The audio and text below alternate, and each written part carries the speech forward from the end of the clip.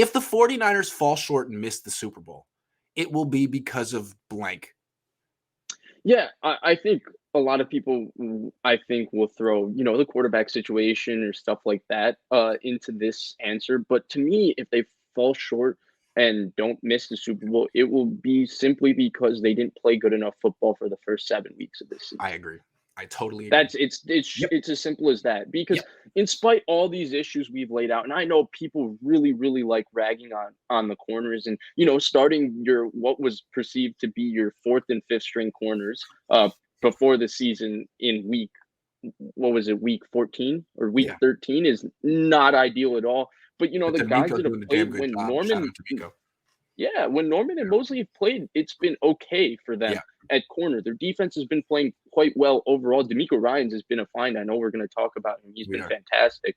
But it'll simply be because they won a lot of winnable. They lost a lot of games that are certainly winnable given the talent of their roster and the talent of their coaching staff. And I think it'll be that simple because if you go back and look at a lot of these games at the beginning of the year, right? The Green Bay game, I thought Rodgers did something that was amazing and special.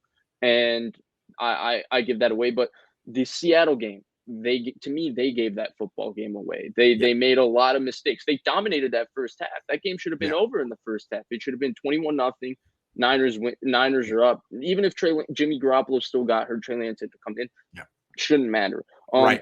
Right, because Seattle had like 5 straight 3-and-outs to start that game. It was ridiculous. Yeah. Arizona, they moved the ball up and down the field. They got in the red zone 3 times. They just couldn't convert their opportunities. True. It was a product of, again, them being unable to execute when it mattered most. Real quick, if I remember correctly, that's when the 49ers invented the idea of handing the ball off to Debo in the red zone. It's been working really well ever since. But they did do that once in that game, and I think he scored a 10-yard touchdown run.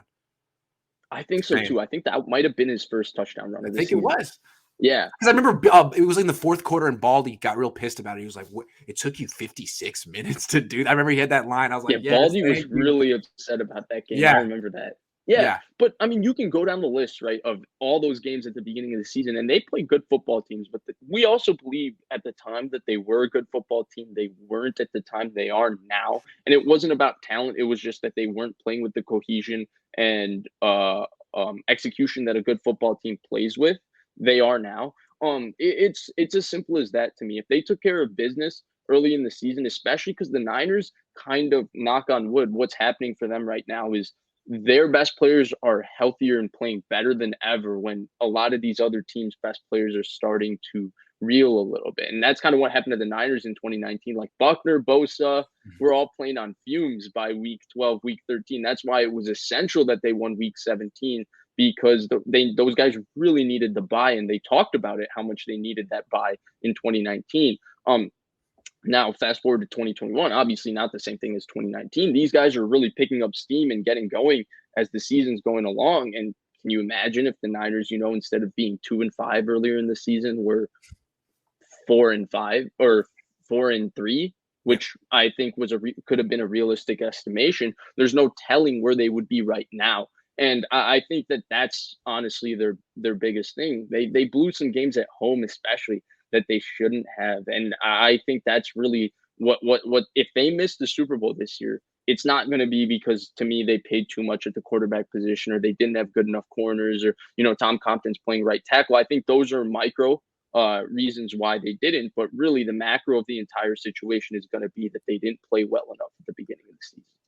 Yeah, and I think what's ironic about that is they had a very difficult decision to make. How do they fix the injury issue and get to the season healthy?